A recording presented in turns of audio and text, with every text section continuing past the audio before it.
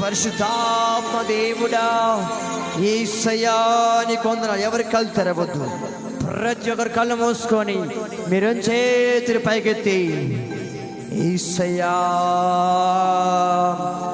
నా యేసయ్యా,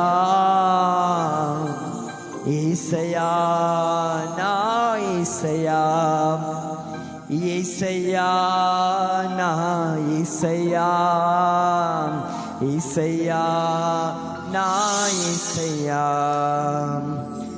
కలవరపడినే కొండల వైపు నా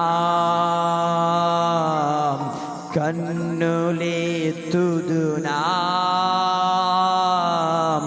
నా కన్నులెత్తుదునా. కలవరపడినే కొండల వైపు నా